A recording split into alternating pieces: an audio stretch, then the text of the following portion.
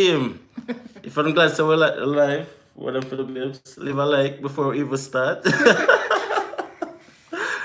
So we just drink some laughing gas. So if you guys see us laughing profusely, it's just because we are very, very happy to be here with you guys to share and to answer all those lovely questions that you guys have, right? So in this Q&A, it is intended for one purpose, guys, and that is to just answer as many questions as possible. So please don't be shy. Send in those questions. We are here to answer all those questions. Before we begin, we just want to say that these answers are 100% based on our own experiences. It is not because we have worked in immigration. We have never worked in immigration before. We are no consultants. We are no advisors or none of that, right? But we got through the process already, and we know a lot of persons who have been through the process already. So we just want to use that knowledge to share with you guys, all right? So just go hang out a little bit. We're just here, just chilling, you know. The intention is to go for 1 hour. If you're watching from Jamaica, it's now 6 o'clock Jamaican time. So by 7 o'clock, we should be done. If you're in Alberta, it's now 5 o'clock, and anywhere in the world you are, guys, me don't know, but big up on yourself. In English, that means respect. Thank you guys for being here. Your turn for top, babes. What do you want to say? Also, what I would like to point out, guys, is that we're going live for the first time. So if there's any form of technical difficulties, we just want to apologize in advance. We have never done this before. We are just learning as we go along. So yeah, just be patient with us. If we don't get to read out all those questions that you guys have, also we want to apologize, but we'll try to answer as many questions as possible throughout this 1 hour. And of course, we just like to keep it layman terms, down to earth, real as possible, so that you guys can have a clear understanding of, all the thing go. So yeah, so before I get into it, I just want to answer some questions that I've gotten before. So before we go into the live chat, right? One of the main questions that we've been getting. Oh, someone just messaged us that we should turn on the live chat. Just a minute. We're using our cell phone, and as I said, this is a learning experience for us.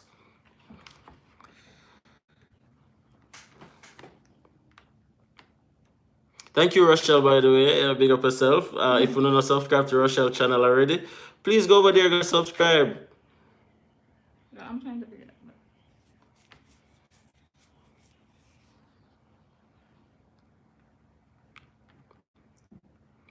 Just be patient, guys. Oh, not contact to them, man.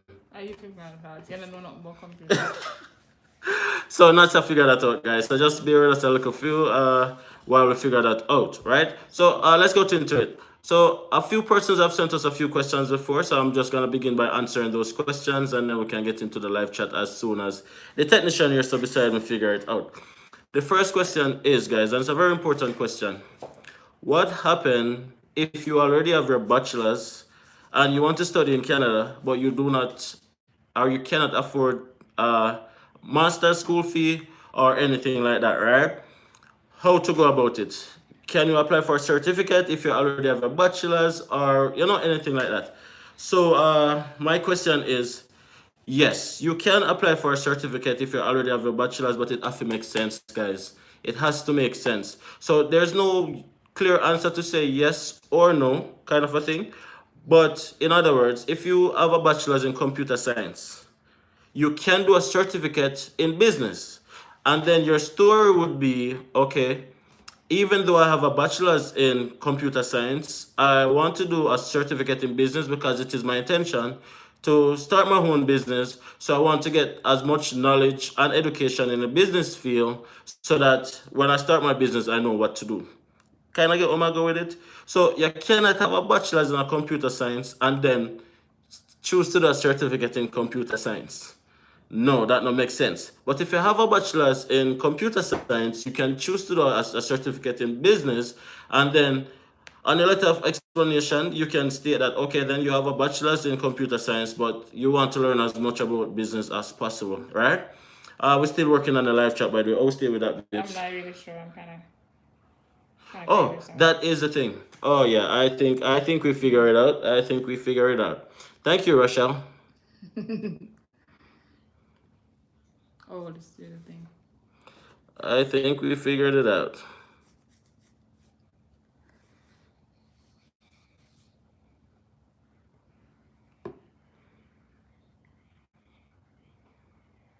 Oh, you didn't turn it on.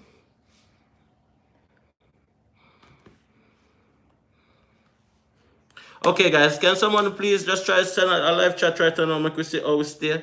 If it is up and running now, uh, yeah, there it should be good to go. But I just want somebody to confirm that for me, please.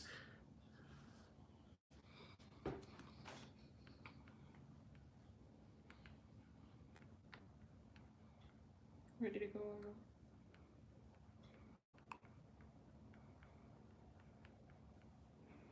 It's not coming up. Not coming up. Not coming up.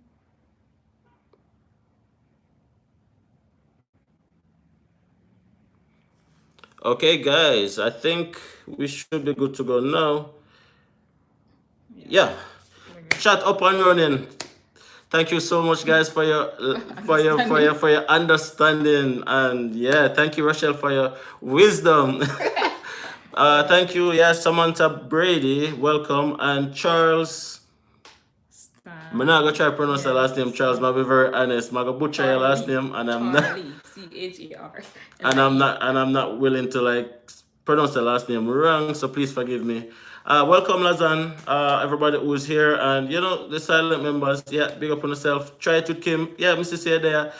Throw in the question, them guys. That is why we're here. Bless up everybody who is here. Of course, leave a like if you're here. If you're not subscribed and you see we face for the first time, go and go subscribe. But we're here. We only have 1 hour, so we want to get into as much questions as possible, so we can, you know, advise as much people as possible. So please, guys, send in those questions, as many as possible. We'll try to answer as much as possible. I know that we have gotten a lot throughout our Instagram and on Facebook, and we're just overwhelmed of the fact that how much inspiration persons have gotten from us, and we're just grateful, right? But whilst everybody wait for put them question together, let's go into another question. Should you apply for yourself and your family on your application when you're applying to come to Canada as a student? That's a very important question. It's tricky. Why would you say it's tricky? Because it's tricky. As it stands now, immigration is kind of tight. Put it out there, because we've seen an application that was very tight, and I don't see why it was turned down, none at all. There's no avenue to see why it was turned down, but it was. For right now, I would say apply by yourself. Yes. Okay, so right now, as how it is, guys. So it's kind of like tricky. So when you get your study permit, for example, and you're in Canada, Canada is advocating for international students to stay in Canada. They are gonna be like, "Oh man, you study in Canada, stay in Canada, yada yada yada." But when you're applying, they don't want you to seem like you're gonna be staying in Canada, but they want you to seem like you're gonna leave Canada, right? So that is very important. And the best tie you can use, guy, is sentimental ties, which is your family. And your husband, your spouse, your boyfriend or girlfriend, your kids are the best ties you can have, because those are your direct family. So what we would say and what we did, I applied for myself first, and then I applied for Nats and Malika at the same time. As soon as I got my approval, I submitted their document, and then we got our approval.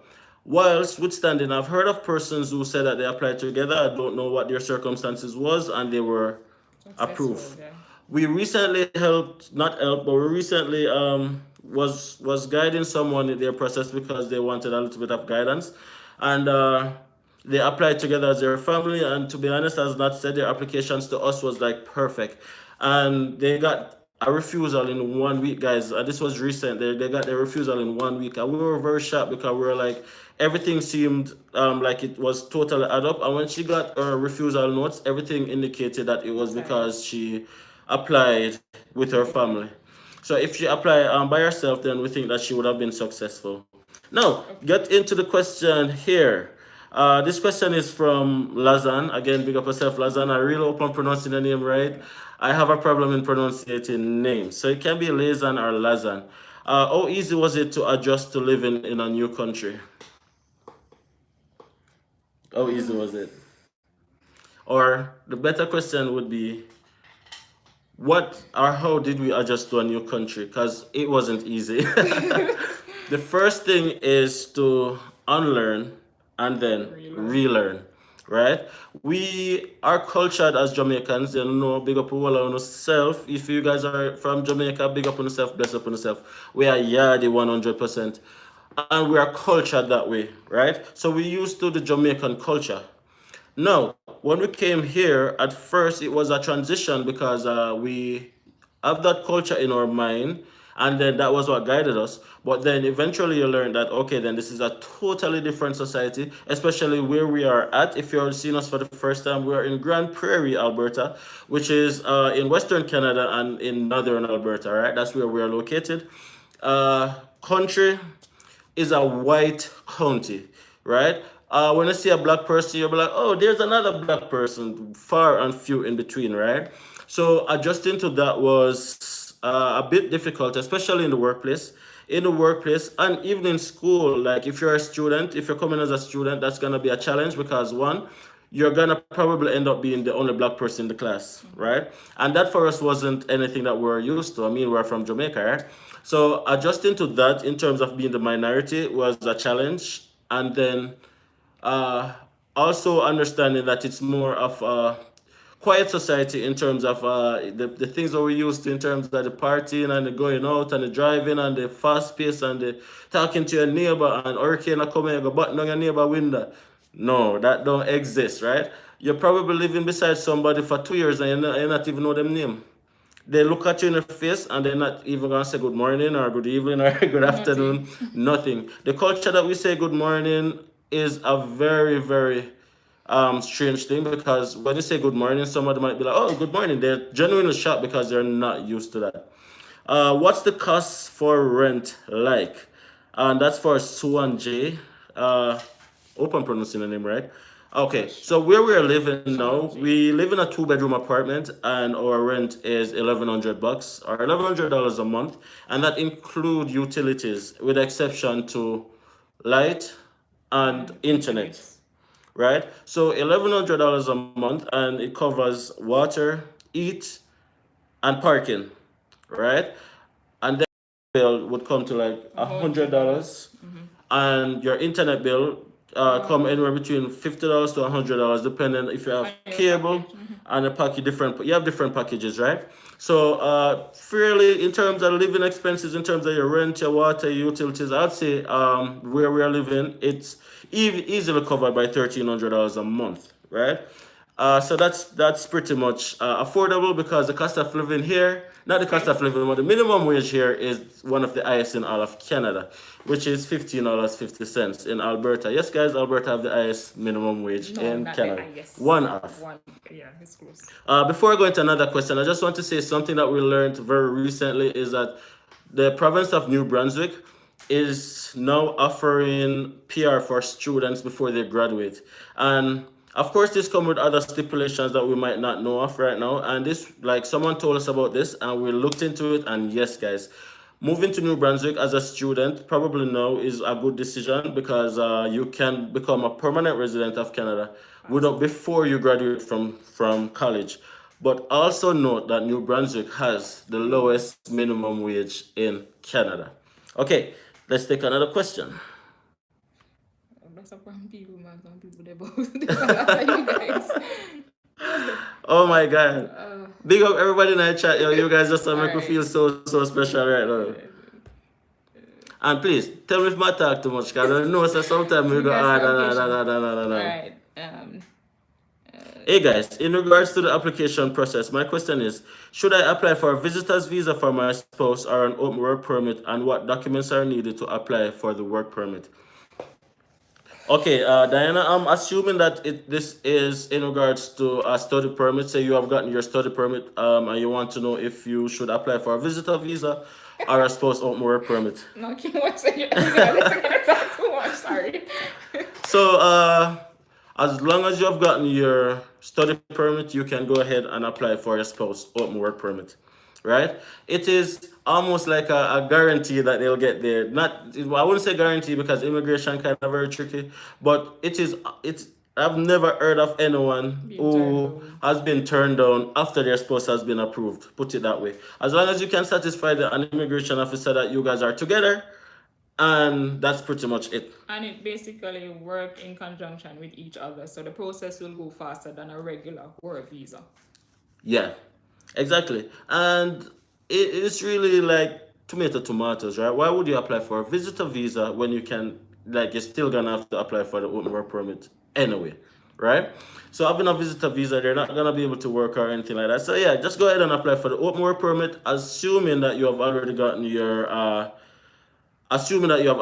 study permit before approved. What documents are needed to apply for Oh, in terms of the documents that's needed to apply for the spouse open work permit, your approval documents are very important, right? So your study permit approval is very important. They want to see that you have already been approved.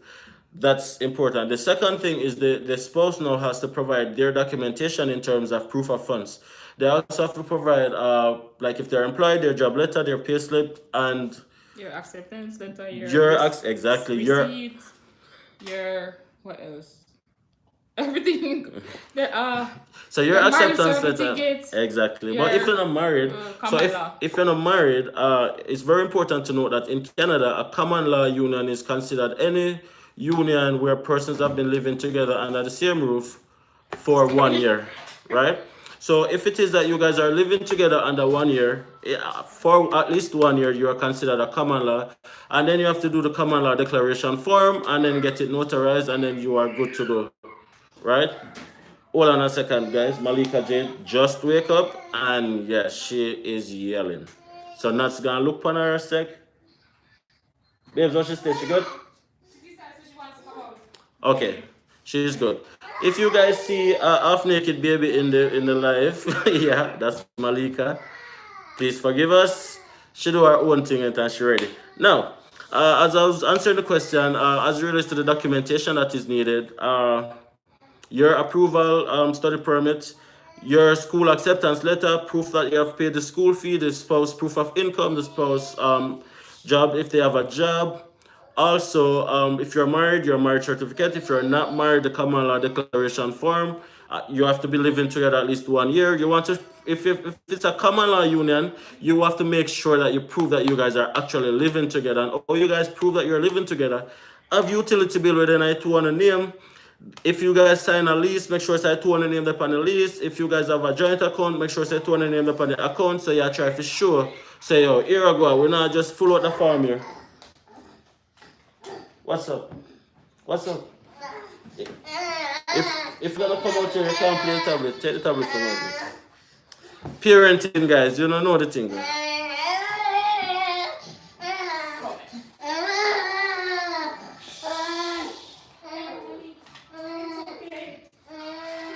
Yeah, there's not much we can do about that. Now, let's go into another question.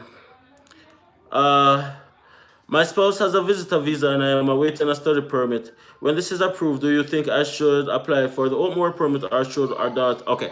So when you're applying for the spouse open work permit, on that documentation, you're gonna also include your child's application. So it's gonna be like a joint application together, right? So your child or children is gonna be offered what is called a visitor's record.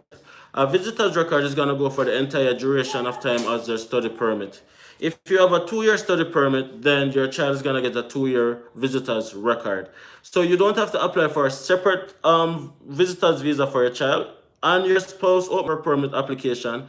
On that section that says, will your dependent child be traveling with you? Then you'll select yes, and then you'll include the child information, and then you'll fill out a form for the child as well. And then you'll get a visitor record which goes the duration of your study permit. Your spouse open work permit will also be for the duration of your study permit. And this is very important. If you apply for a study permit, you don't have to apply for a visitor visa either, because you're going to be given a visitor visa that goes for the length of time as of your study permit as well. So that is very important too. Demar, did you apply for a visitor visa for Malika or visitor Herkai? Oh, there you go, guys. I just answered that question. So, yeah, I didn't apply for a visitor visa. When Nats was applying for, or when we were applying for Nats open work permit, we included Malika as a dependent child. And then, being a dependent child, she was given a visitor's record, right? Another question here. This one is from Michael Sapleton. As it relates to proof of funds for tuition, did you have to show that you can cover your entire years of study or just the first semester? For Ontario is doing things different. No. When I applied for my study permit, guys, it was in 2019. There wasn't any COVID around then, right? Let's just say that. There wasn't any COVID, which was made the process a little bit more difficult, but also made the process a bit more straightforward. I applied to come to Grand Prairie Regional College in Alberta, and colleges in Alberta is a little bit different than colleges in Ontario, right? So I know that in Ontario, when you get your acceptance letter, they give you a school fee deadline that you have to pay the school fee by that time. You don't have that in Alberta, right? No, what I did, I actually not showed, I actually paid, sorry, I actually paid for an entire year school fee, and then I submitted the receipt with my documentation, right? So as soon as I was putting together all my documents to go to immigration, then I paid that school fee, got that receipt, attach it to my documentation for the entire year. And then now for additional proof of funds, then of course you show another account that has at the time we had how much money? We had like probably 1.2 mil thereabout. But then again, that was just for me. And then it's the same money recycle Yeah, for nuts, right? So that's why we realized that when you applied for yourself first, proof of funds is a little bit more relaxed because you don't have to show like $3 million, right? So so hopefully that answer your question, Michael. I am on day 5 of quarantine in Canada. We'll start school in September. Does my husband have to have a job to come to Canada, or can I just apply for a work permit without a job offer? Open work permit is okay. So in Canada, there's two types of work permit. There is closed work permit, which is usually required at LMIA, and there's open work permit. Now, if it is that you are granted a closed work permit, which is a MIA, which means that you would have to have that job to come to Canada, which you can only work for that specific employer. Now, if your spouse is accompanying you as an international student, your spouse is granted an open work permit, which allows them to work for any employer anywhere in Canada. And for that, they do not need a job, right? They do not need a job offer. They don't need a job or whatsoever, nothing like that, right? You can come and then find a job after you are here. And that is fact.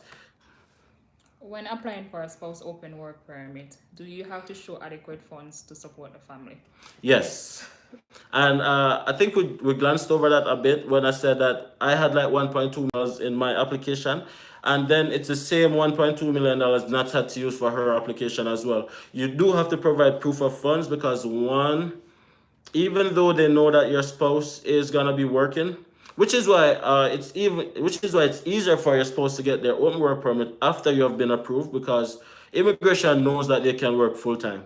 So they're gonna be able to work to finance you, but you have to show that you can cover your basic living expenses in the event that you don't get a job, right? So they're looking at the fact that if this person takes a while to get a job, can they finance themselves, right? So that is why they need proof of funds. So proof of funds is just in an event because they want to protect their borders to make sure that you're not going to be doing anything illegal to get money, I depend on the or government. depend on the government, or if you're a student, you're not going to be working more than the 20 hours and all of these factors. So that is why they require proof of funds. How much money did your wife had to show? What?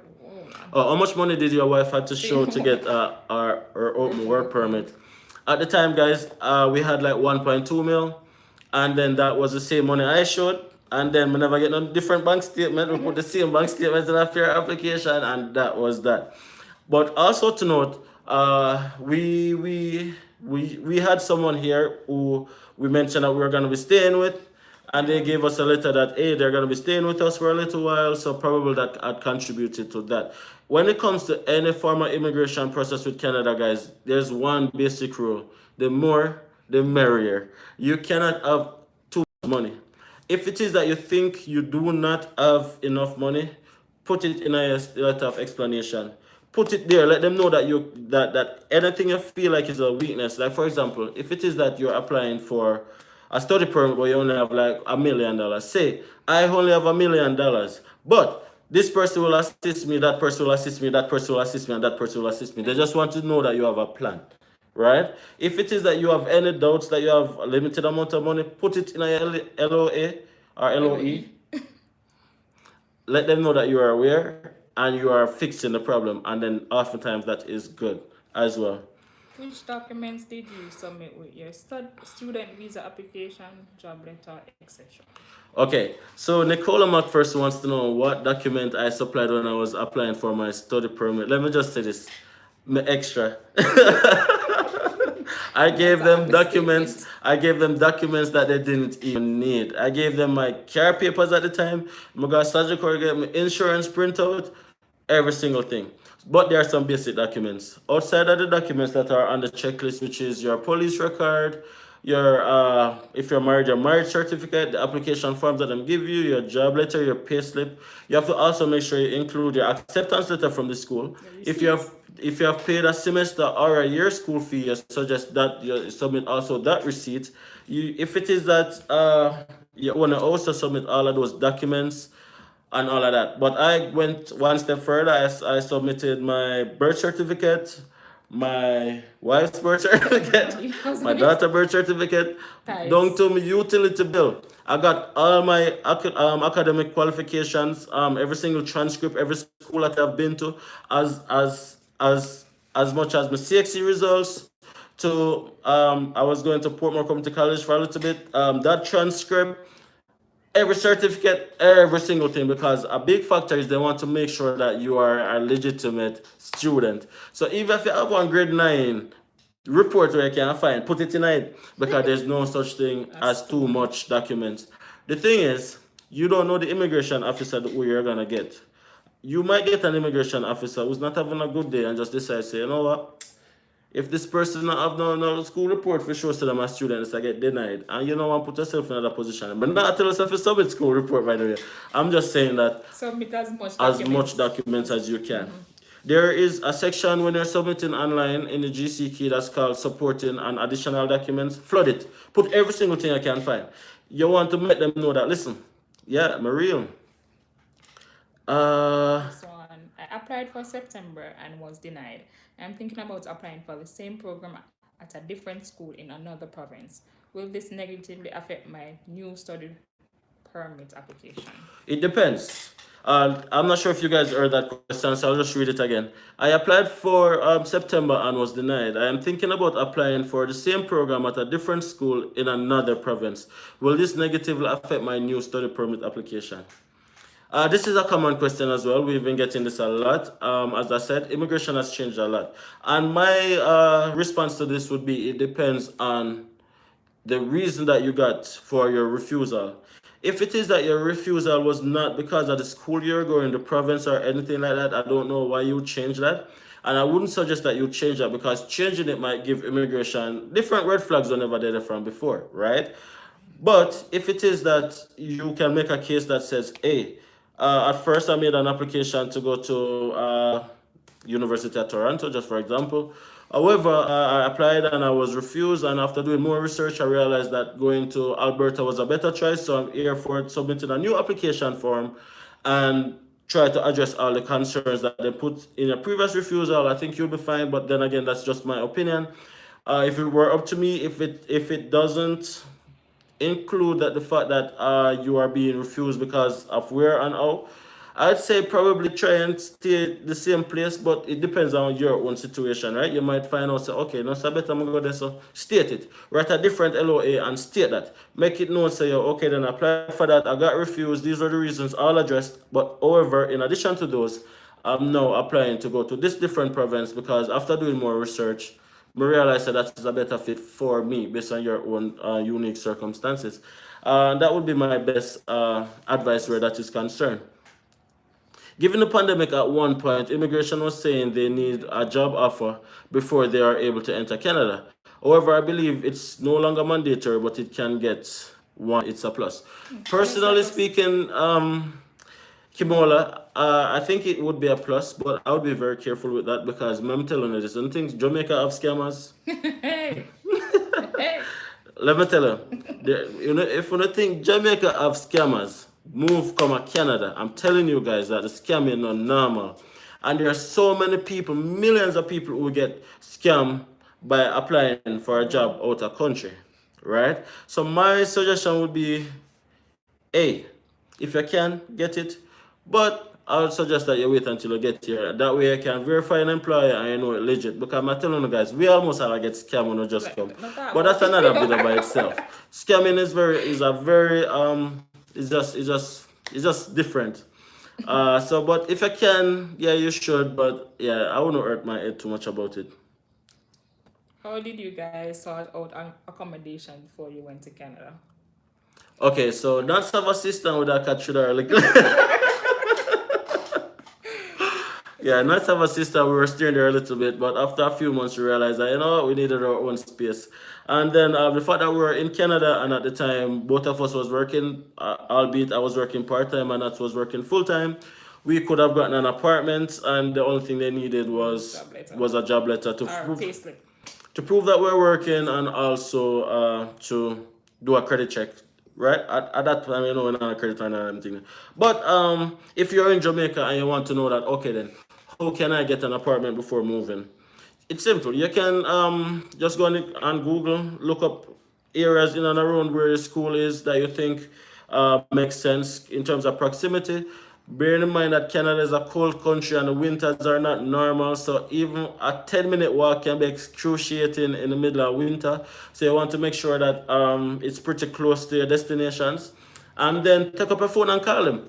Someone said Kijiji. Yeah, that's Yeah, how yeah. it starts. So. Kijiji is also a very good one. Go on Kijiji, look on the areas in and around your school to see how close they are, and then make a link. Take up a phone and call them, guys. Say, hey, I'm in Jamaica. I'm moving to your area and I'm looking an apartment. What's the process, right? And trust me, they're very, very, very easy. Catanet. Oh, that's I'm not gonna try to pronounce that, but I think it's Castanet too. Rakisha suggested that one as well. You guys can look into that as well. It's nice to get someone to check the place too. If possible, cause some of them don't. We're ready. Exactly. Exactly. Right? Because you don't get a nice virtual tour, you go up on Google, you go skip and you go see say that look nice, but when they reach I can say, nah. Right? So if it is that you can get somebody for like look at it, if possible, then do that. But I know that not everybody know anybody in the areas that they're moving to because we have met persons who left from way in some part and then are places like this by themselves. I don't know them do it still, but I guess anything for make a better life, right? So if it is that you're not nobody fluke on it, then I just have to take a chance and just work with faith, right? But if you can get somebody to verify it as well, very good suggestion, Rochelle. Keep the questions coming, guys. Does Alberta have a pathway for international students? Yes. Not directly. Not directly, but yes. When you study, you get like a lot of points, and then that can assist you if you're doing express entry, right? But the thing is, there's like tons of programs happening right now because of COVID, where immigration is concerned. So I don't know all of them, but I know that there is the pathway for international students. That one was recently closed, and that was very good. So from time to time, you do have like random immigration thing that pop up, and if you study, yes, you get like international students anywhere in Canada is like gold. It's like once I study in Canada, it's like gold. It's like the best way to immigrate to Canada. The fastest, the most reliable. That is why it's so expensive because you're like literally investing in a future, right? So the school fee there, and trust me, if you ever look at what you pay as an international student compared to a domestic student, you're cuss. You're literally cuss. But you're literally investing in a future, all right? Facebook Marketplace is a good one too, but sadly we can't access it in Jamaica. I did not know that. I did not know that. Can you guys not access Facebook Marketplace in Jamaica, or is it based on the location? I don't know. If that was the case, I'll just change my location on my phone to the Yeah, area depending and on then see if it will allow you to access that. access it. You have Oh, to you have to sign sign. out of Facebook to access. Oh, Didn't know that. so Yentil Aris said a suggestion. I'm not sure if it'll work, but she says you have to sign out of Facebook to access it. Just as a tip, I guess. I don't know. I don't know. Out of 10, how would you rate your life in Canada compared to Jamaica? Okay, let me know. The question here deserves to be read loudly. Out of 10, how would you rate your life in Canada compared to Jamaica? Were you able to live and pay fees comfortable? Not rich, but were you in an okay place financially? So the first question is, how would you rate out of 10? 11. 11. Without a doubt. We're in a much better place than we were in Jamaica. In Jamaica, we were not rich, but I had a decent job. We were living a nice middle class life. We had a rental home, 3 bedroom, nice decent community. It's not true. Yeah, two 2 bedroom, bedroom. but very spacious. Nice car, decent job, nice community. In terms of savings, not really. You know, average person. Sometimes you have little money save up. Sometimes you have to use it. You're never really rich. But we pretty much made a sacrifice and we decided that we're gonna move to Canada. And the reason why we really pushed to come to Canada was because of the healthcare system. And we believe that our daughter would have had a better chance because she's autistic. Were you were you able to live and pay fees comfortable? For us, not comfortably, we had to make some sacrifices at first because we had the intention of staying with family for a little bit longer than we actually ended up doing. And because of that, we actually didn't get much free time. Not had to be working 2 jobs. And then I had to just be doing like a lot of stuff in terms of working part time, going to school, making sure that our daughter was okay, picking up nuts, just a lot. So it was just a lot of sacrifices at first, but the longer we were here, the easier it became, right? And then the first, I'd say, year, it was like really just a transition year, just trying to understand the culture, trying to learn. In terms of fees, it's always stressing to come up with school fee, especially when you're doing a 2 year program and you can only find 1 year school fee. You literally have to start work on the school fee for the following year immediately as a reach. And it was just a lot of like limited spending, budgeting, and just a lot of sacrifice. But in the end, as when you realize that you're finished school and you get that diploma, you get that certificate, you get that whatever you came here for, and you have it on your wall like what behind me around there, so some part is the best feeling. And then when you realize the marketability of international students, I'm telling you, it's a no-brainer. It's a much better country than Jamaica. Uh, Everything is better. Safety, convenience, everything is better. Yeah. Okay. As an international student, were there scholarships and or bursaries available to you Yes. eventually? Yes, they are, but not immediately. You have to prove yourself, right? If you're doing a 2 year course, I'd say do everything you can do in the first year. As long as the GPA is up to standard, you can apply for the school scholarship. It's very important to know, though, that as an international student, you are not qualified for government scholarships in Canada.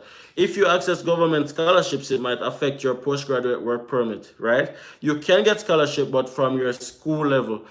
If you get government scholarship, it might affect your postgraduate work permit. You see? Which one are we Next one, at? hi, hey, good night from Spanish Town.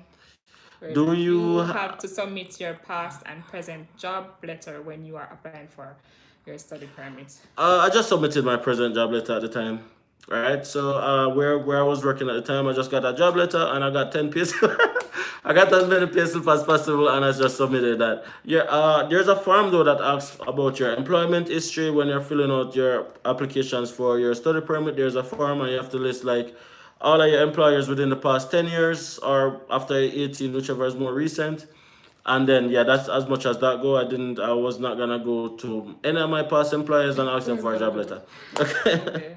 She said that will have enough said thanks for that note coming from for the health benefits too. Okay, as the health benefits are immaculate, by the way. There's provincial health that covers majority of your health benefit issues. Just a minute again, my daughter is strolling in her background, and I don't want her tablet to distract us, right? Malika, you have to stay around here if you're gonna use a tablet. Babe, you have to go take it from her there. Okay, go. That's what she gonna show and bully all the time. Just a second. Okay, let's go into another question. You normally oppose to a 1-year course, but do you think it's doable?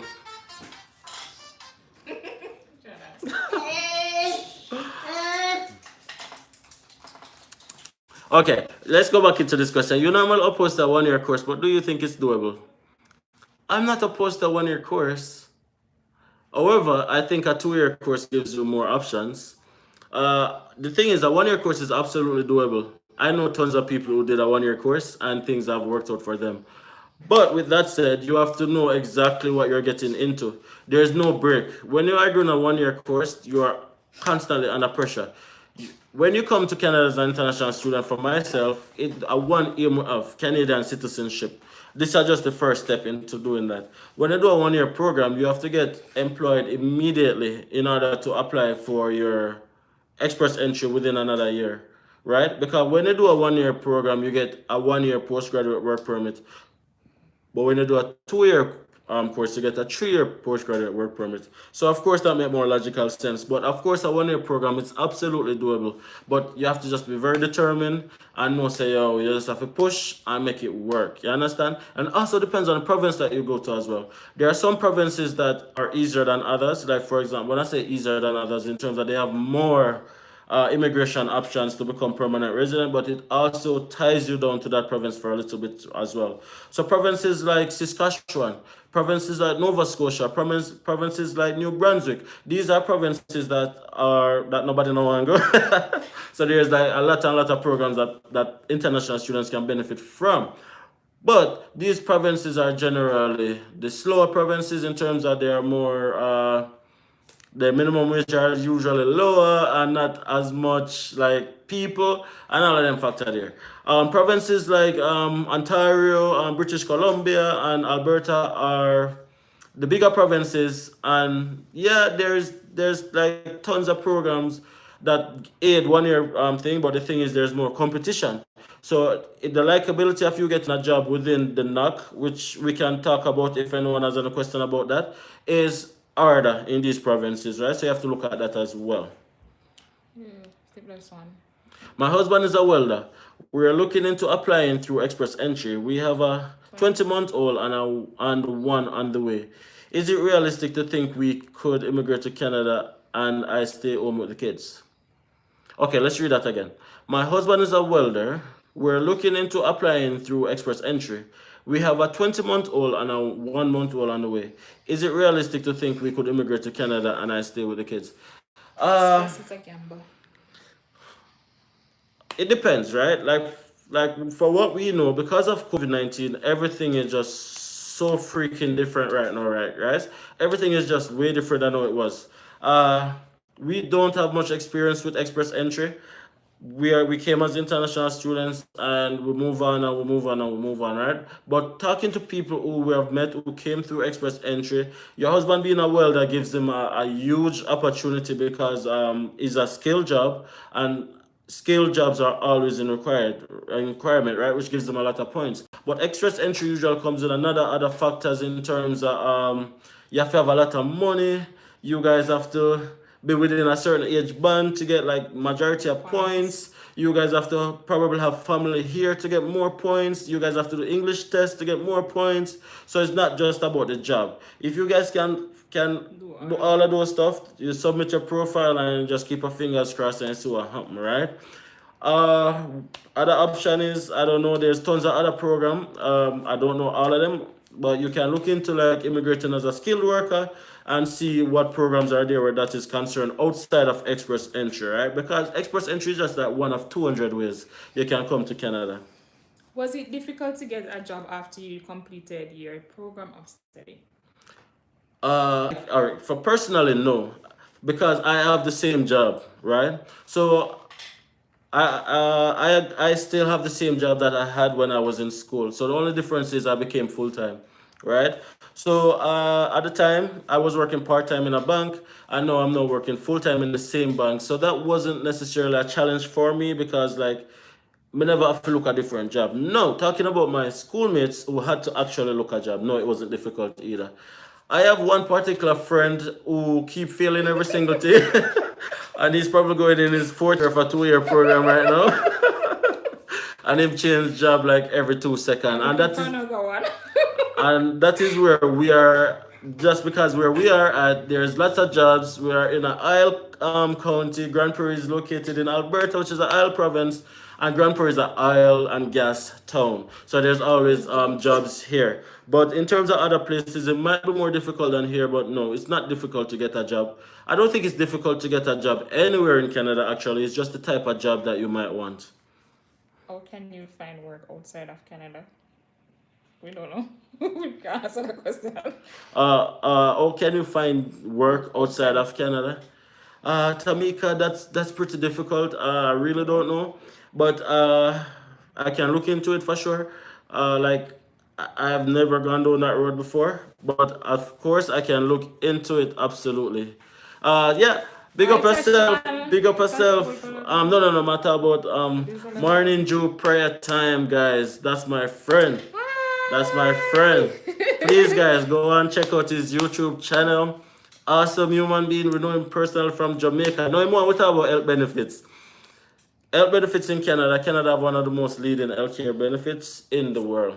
You get provincial health that covers your basic healthcare and some surgeries. Not cosmetic surgery for all the ladies who are getting excited. Not that kind of surgery, but the surgery that are life threatening and like you don't like emergency surgeries and stuff.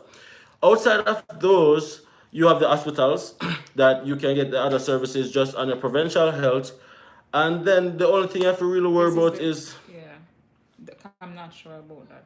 the only thing you have to worry about is probably like a prescription and stuff like that, which is like a personal health card. Have to cover that. If you come as an international student, the schools cover health. You pay for health coverage from the colleges, and you get health card that covers like dental, optical, and your prescription.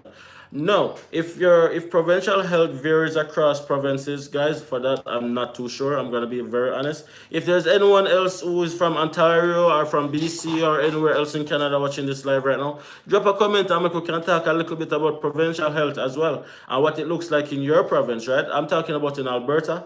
When you come and you apply for provincial health, you have to find a family doctor, and the family doctor send you to do a range of tests. You have to do a blood test. You have to do all these other tests to see what is your health situation. And then if they accept you as a client, then yeah, you go to them. If you sneeze, I take up a phone, I call him, I book an appointment, and you're good to go. No, I can't speak for all provinces, but that's what I know. Can a child under 22 accompany a parent on a study visa? If so, what would be the process? I think I was reading something about that in terms of a dependent child being It depends on the province. Some province see dependent child as 18, some see it at 19, I think.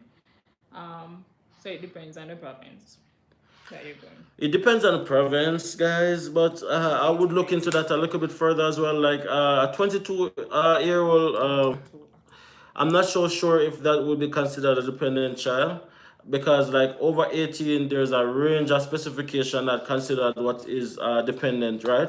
So we can look into that a little bit further, but assuming that they are considered a dependent, the process is very easy. You just submit their documentation.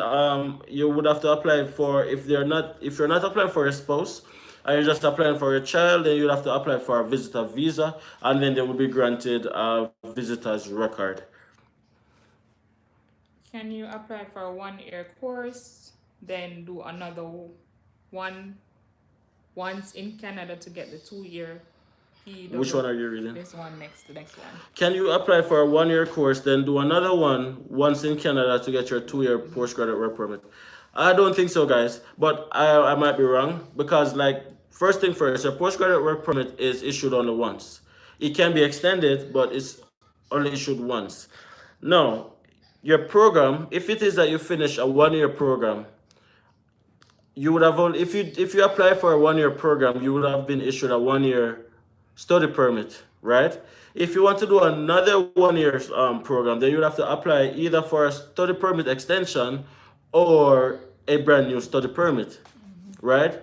Now, if immigration looks on that as being two separate courses or not, I think this is just, and I know briefly what I think. I think probably you'd have to do a little bit more research, but I think you would only be granted based on your first year of study.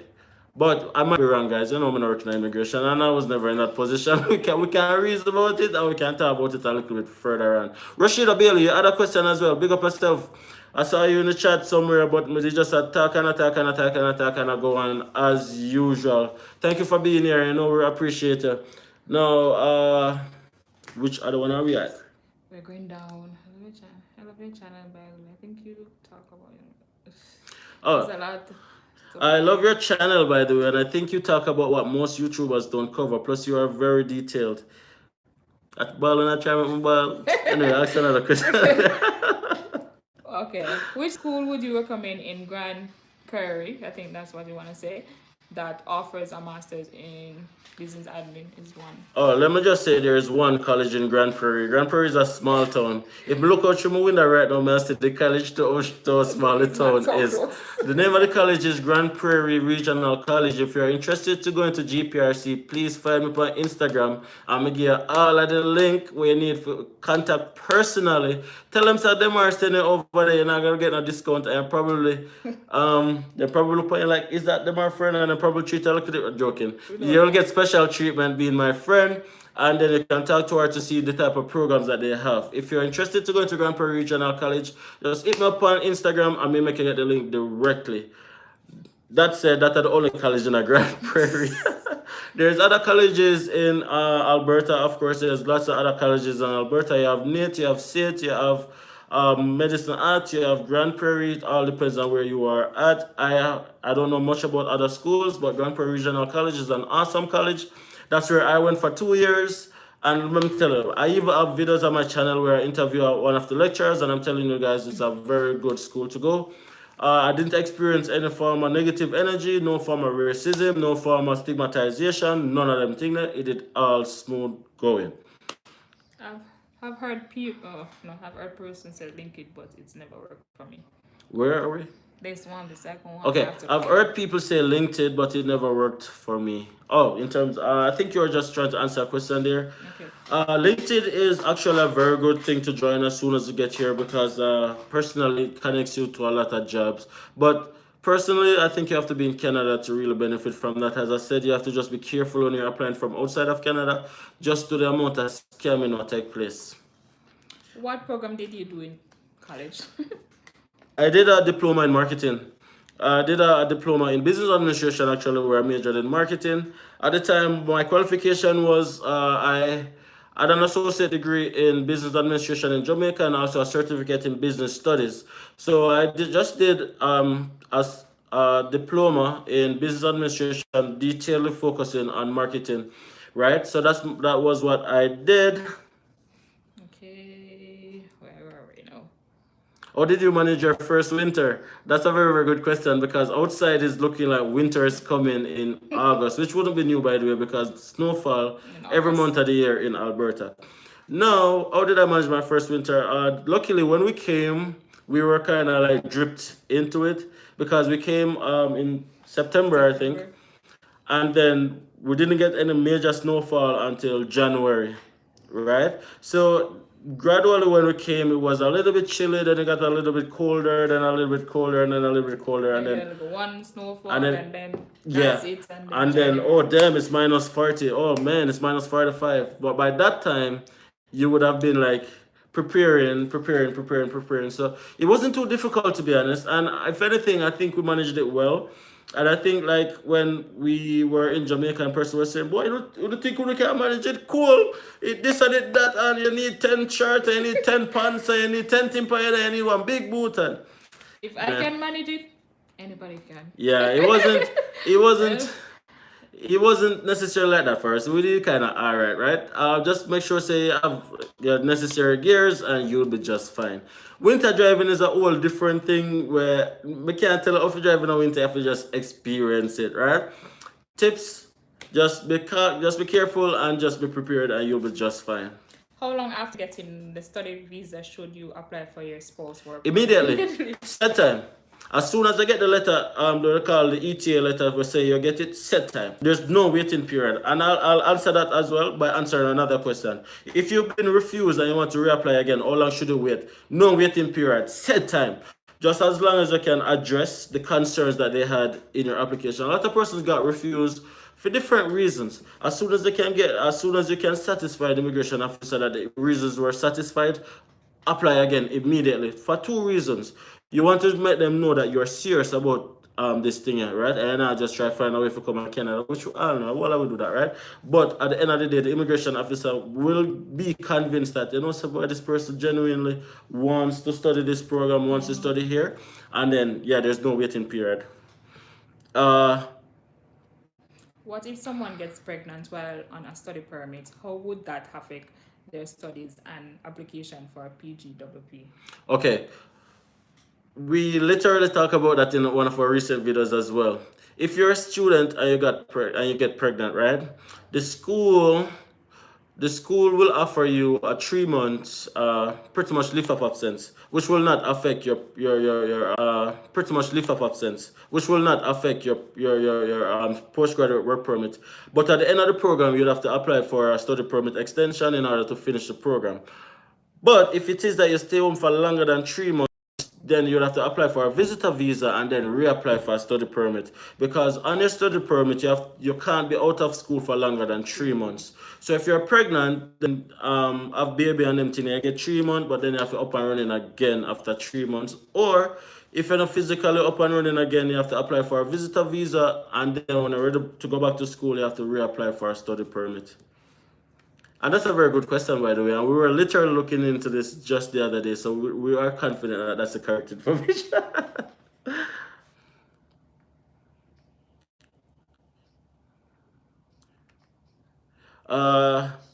Hey guys, good luck with everything. I struggled with my first year in America as well, but with God in your corner and your own ambition and driving force, you can do anything. Please give the Martin crew a round of applause.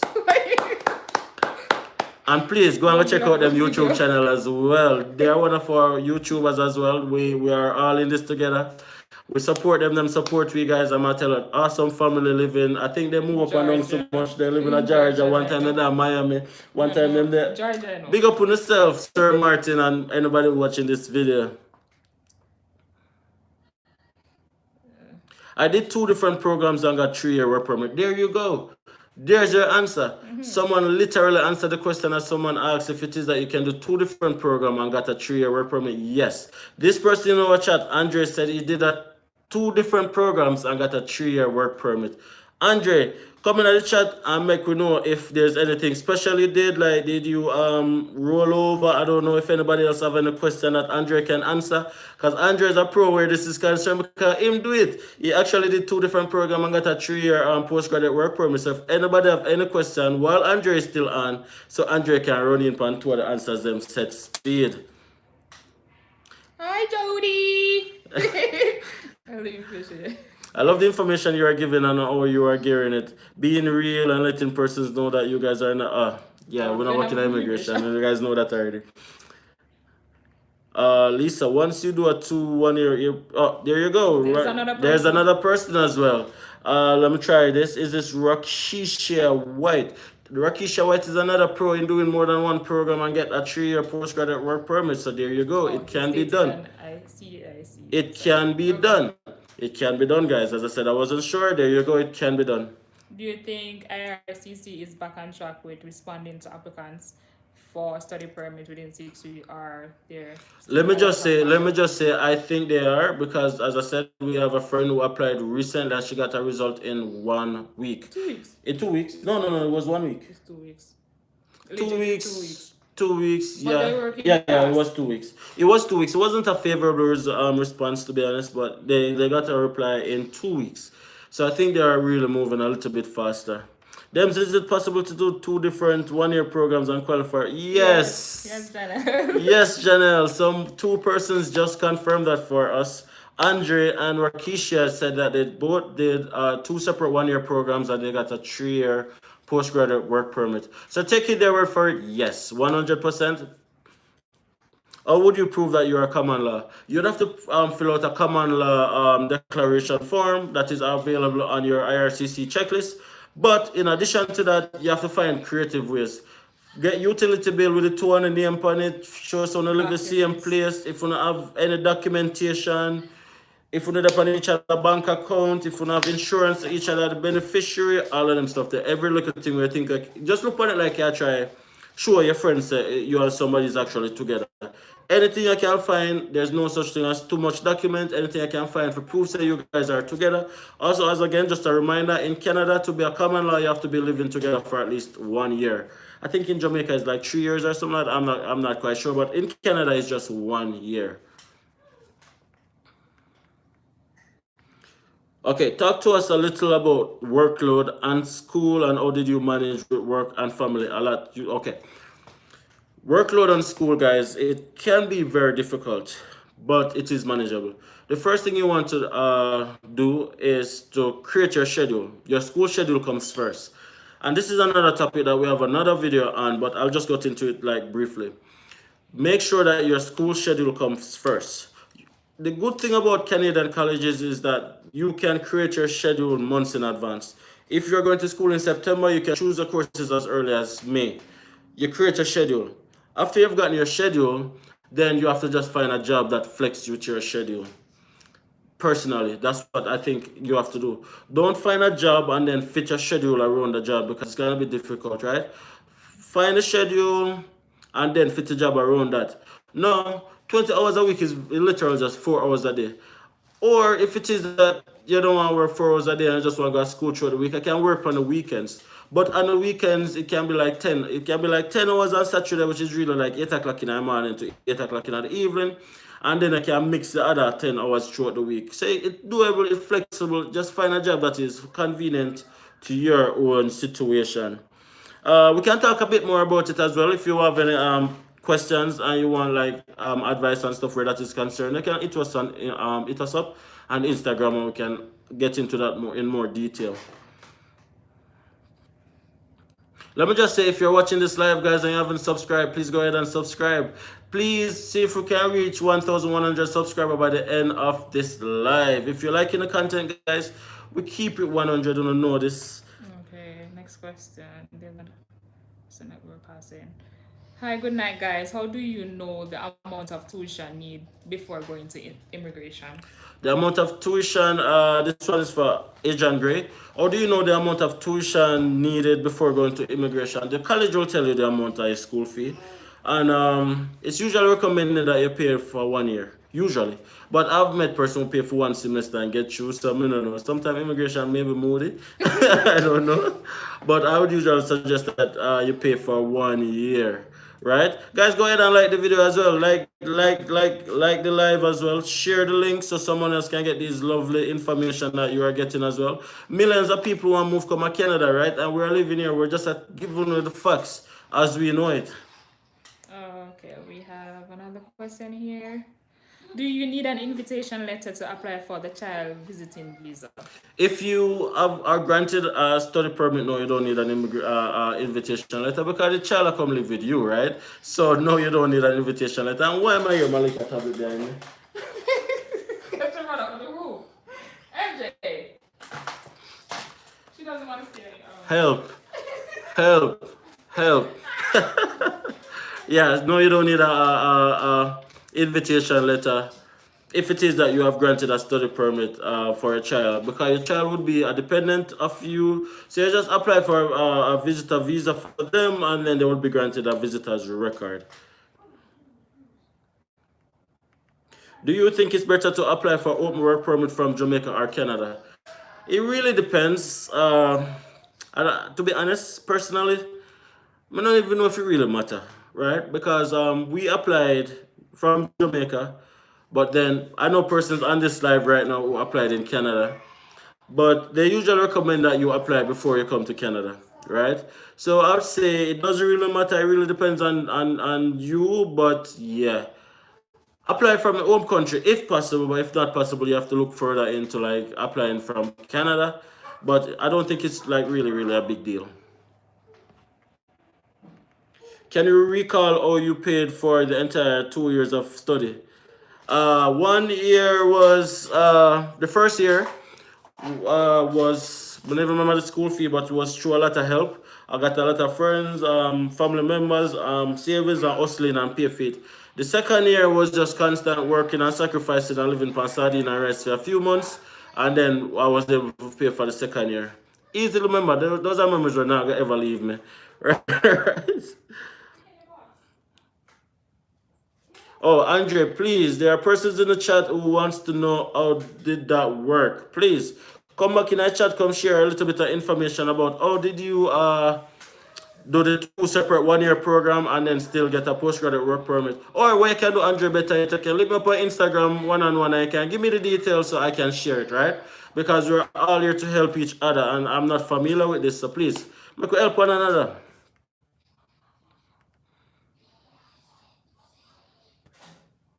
Oh, Rochelle is saying only some schools allow you to set schedule, though sadly.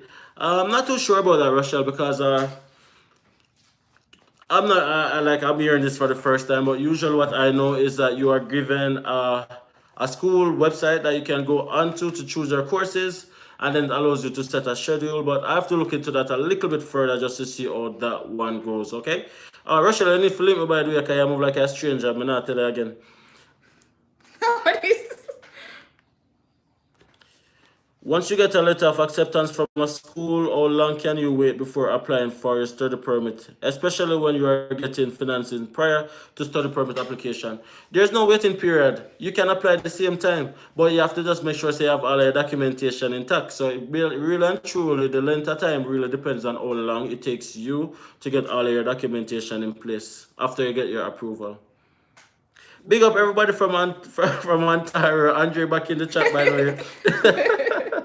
Oh, Andre, I was saying that there are a few persons who want to know the process of doing two separate 1 year program and then still getting the 3 year postgraduate work permit.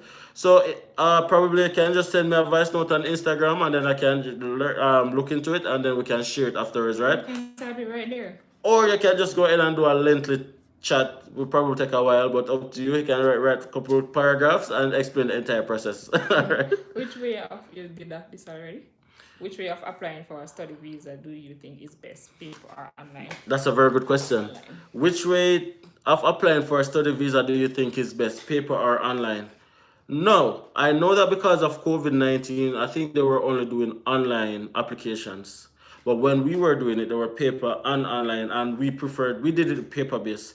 And the reason why we did it paper based was because when you do your application paper based, it's processed in your country. Right? So, like for example, if I did paper based in a Jamaica, I would then process up a Canadian High Commission. So, as somebody in a Jamaica would be sitting down going through your application. When you do it online, anybody who work with Canadian immigration and responsible for approving visa can open a file and look through it. And half the times that probably is not the best thing because sometimes it's not relatable, right? So paper based is always preferred. But I'm not sure if paper based is available now because a COVID that's something that we're going of everybody wear masks and a scarf back of mirrors and all of them things. But anyways. I think you skip out of you. Did you answer this one? How much do you know about the dependent sponsorship? How much do you know about the dependent sponsorship? As I said, if it is that you're applying for a study permit and you have a dependent, you just need to apply for a visitor visa for them and they'll be granted a visitor record. That's it. I don't know much in terms of the intricacies in terms of your if you are a permanent resident and you want to apply for like sponsor somebody. That is not something that we are versed on as yet because luckily we're not have to sponsor somebody from Jamaica yet. So we have not done that process as yet. So yeah, we are not really familiarized with we're not really familiar with that, but we can look into it. If there's anybody in the chat, by the way, who can answer some of these questions, because I know that there's tons of knowledge in this chat right now. Please go ahead and make the people know so they have the answer. Don't be shy. Talk up. All of the quiet people, talk up and help somebody. You did this already? Can you work 40 hours on campus? Yes. Yes. 100%. If you get a job on the campus of your college, there's no limit to the amount of hours you can do. It's off-campus work requires 20 hours. Off campus is 20 hours, but on campus is unlimited. Very important. That's a very good question. Thank you so much for asking that question, because I never remember nothing about that. Remember, I'm telling you, I have a friend who keep failing everything, probably because they can work full time, because I work on campus, right? So you work on campus, you can work full time, but off campus, only 20 hours. Then, if you already have a driver's license from home, is it difficult to get a driver's license in Alberta? What's the process? Getting a driver's license in Alberta is a walk in the park in terms of the process itself, but the driving is totally different. The only thing is, when you want to apply for a driver's license, you have to submit your current driver's license. They order an abstract. I know some persons say that they order the abstract before them come, but I really know how that go. I think tax officer Rabu know because really and truly, the license center is gonna order the abstract. Let's back up a little bit. Transferring your driver's license, before you can transfer your driver's license, you have to do a knowledge test. A knowledge test is a computer-based test that you get 20 questions and you're only allowed to fail 3. If you fail 3, you can't get no learners, right? Transferring a license, you get a class 7, and then you do a road test, you get a class 5, which allows you to, it's like a general license. The thing is, remember tell you about the unlearn and the relearning thing, that's where this comes in very important, because the process of getting a driver's license in Jamaica is different than getting it in Canada. And also the terminologies are a little bit different, like you don't have a learner's license and you don't have a general license, but instead, in Alberta, you have a class 7, which would be equivalent as a learner's, and then you have a class 5, which would be equivalent as a general, right? And then you have class 5 GDL, which means you can't drive after midnight and you can't drink and you can't this. Then you have class 5. I'm gonna do an entire video on that. That is a totally different thing, and honestly, I think we're gonna do a video on that. Thank you, Janelle, for that question. Thank you for really and truly make me spend 10 minutes explaining something when nobody not understand. And then I'm gonna do a video about that. That's it. Once you get a letter of acceptance from a school, how long can you wait before applying for you? Did this already? Yeah, I did that one already.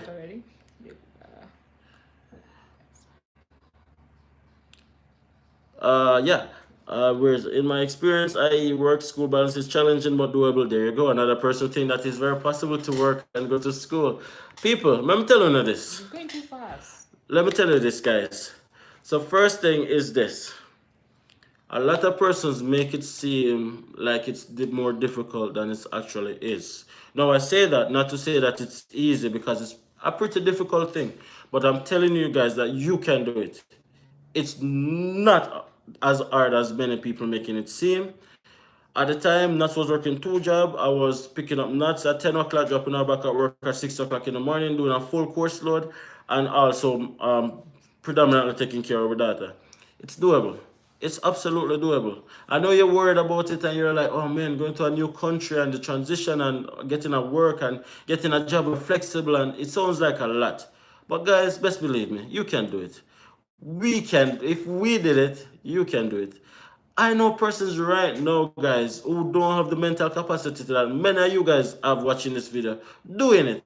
If them can do it, you can do it too. I'm telling you, there's nothing special. Absolutely nothing special. But anybody else, you can do it too. Don't overcomplicate it and overthink it, and let's go with the flow. And you hear some person saying like, oh, I'm so busy doing this, I'm busy doing that. Trust me. Half the time they're not busy. They're exaggerating. If my spouse have a degree, would she be eligible to get jobs that's within her scope of her qualification? Yes or When no? yes or no, when you move to Canada as an immigrant, even as a permanent resident, you have to be willing to take any job at first until you get a job where you want. You know that talk where you got salt through wooden straw kind of talk there where you say you take where you get until you get where you want. That is what it is like. It I got all pay off for you, you know. It I got all work out, you know, but what? You have to you have to be willing. You're not gonna always get a job in the scope a way you want, but it's possible because I am a living testimony that is possible. I had bank jobs in Jamaica and then me get bank jobs, so it's possible, right? Me now tell you say you have to start from the bottom of the ladder, but I was willing to do anything for survive. Well, that's not a way legally any job. I was willing to do any job to make sure some of my family are right. So even if I wasn't fortunate enough to get that job, I was willing. So long and short, to answer your question, your wife has to be willing to do any job, but it is possible for her to get job in the scope of our expertise. Absolutely. Talk to us about the difference in the teaching techniques in Canada as opposed to Jamaica. How did you find it? Okay, guys, so let me just say this video was intended to be for Oh, 60 what? minutes and I'm already 15 minutes over. So I'm just going to be doing 3 more questions, guys. And then, of course, if anybody have any questions, there's always next week Q&A, guys. You guys can forward on, or if you want to chat to a question on our Instagram, the Andersons Original, we can answer it. So we're going to take 3 more questions, guys, because I Sunday morning at dinner, I'm kind of hungry.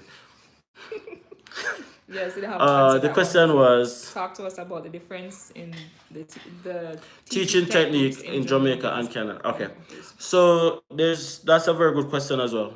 So as someone who went to college in Jamaica and also went to college here, I'm telling you that it's totally different.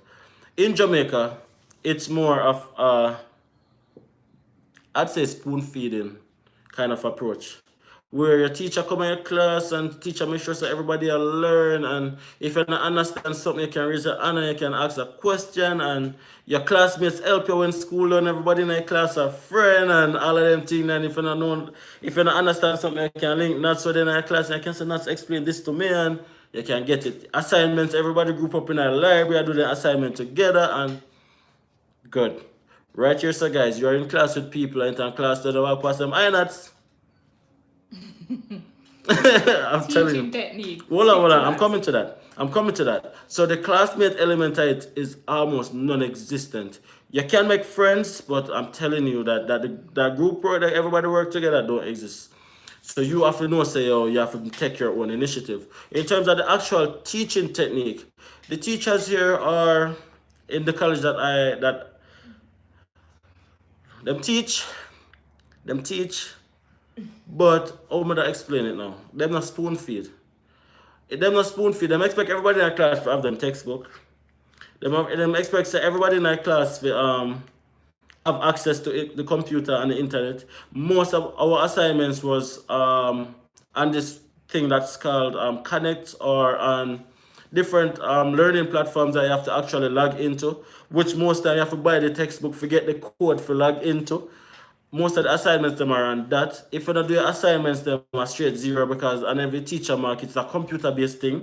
So you can't go to the teacher and say, boy, miss XYZ or whatever. No, you can't do that. The next thing is there's no sir and Mr. and Mrs. Everybody have first name basis, and that was a little bit strange to me because like in Jamaica, you know, in a college, never you dare call a teacher by your first name.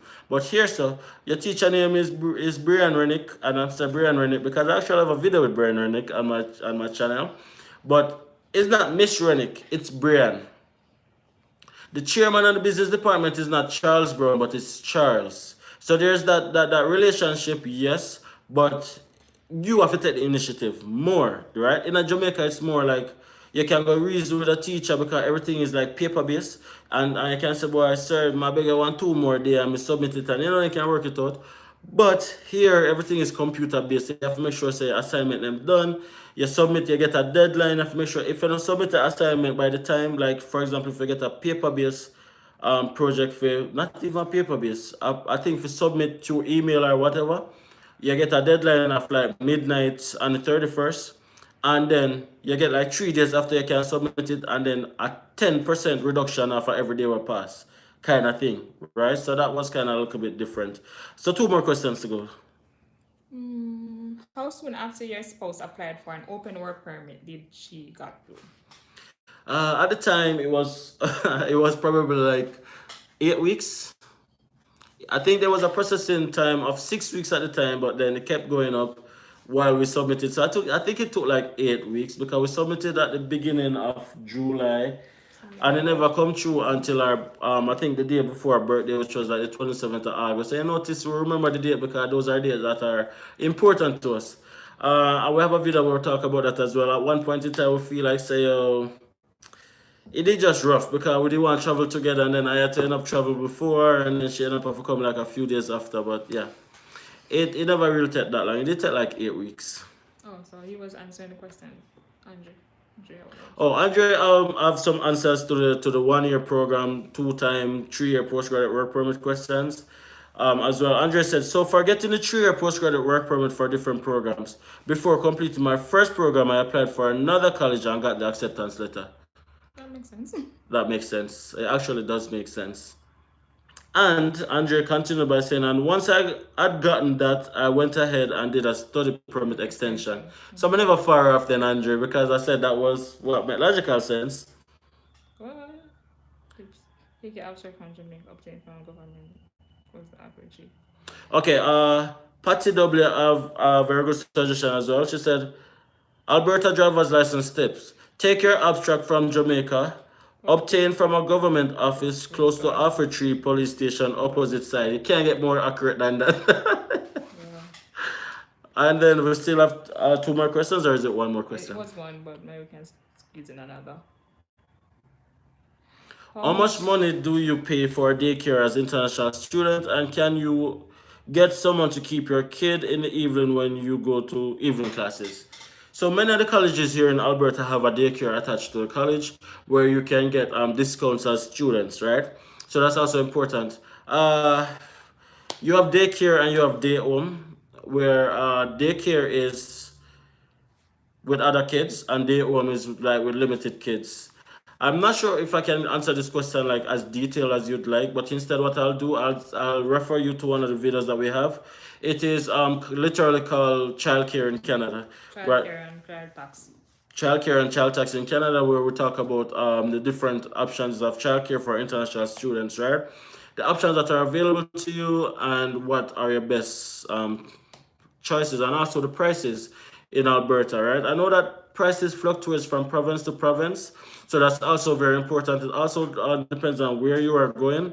Try and make a link. Go on LinkedIn and go on Facebook and go on all of these platforms and just look for other people who are living in the same area that you are thinking of going if you don't know anybody, and try and create a network. Try and create a network so you can get real life factual information, right? Like for us, we can only talk about this little part of Bush over, which is Grand Prairie, right? We can't talk about Edmonton because we have never lived there. We can't talk about Calgary because we have never lived there. So you have to try and get as much information as possible from the persons who are actually there. Oh, Andre getting a lot of round of applause in the chat. Andre, you have been very, very useful today. And I'm just going to answer 1 more question, guys, and then we're just going to call it a wrap, okay? I really hope that we were able to answer some of those questions, guys. Please, if you haven't subscribed already, just go ahead and hit that subscription button. And, of course, go and follow us on Instagram. Sorry if you sound like my body up.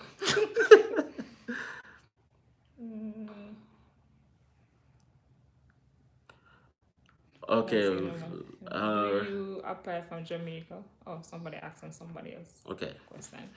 Okay, guys, I'm not seeing any more questions that we haven't answered. So we're just gonna call it a wrap. All right, big up on yourself, guys. Big I don't know. up to everyone. This is our very first live, and us can tell you I'm nervous. Right?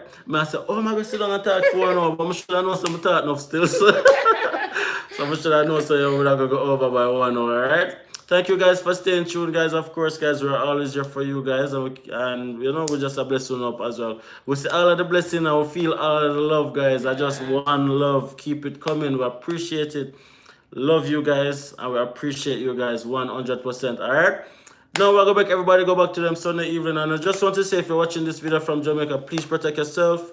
Please be safe. I know that you guys are in a lockdown right now. I don't agree with it, But I mean, that's the reality that we're living in, right? Please take care of your mental health. That's also very important. Make sure say you use the time for just spend it with the family, spend it with the friends, and just recoup and recharge, right? COVID-19 is very real. Protect yourself, be safe, and also I'm not read that from Jody. And also, in terms of even the crime and the whole situation, it seems worse when we're outside of Jamaica looking in. It look like say oh, Jamaica abandoned. Please protect yourself, keep safe, and just take care of each other. All right. Big up on yourself. Until next week, Sunday, same time, another Q&A. All right, guys. See ya, Logging off. guys. Guys, how you analyze? Right there, so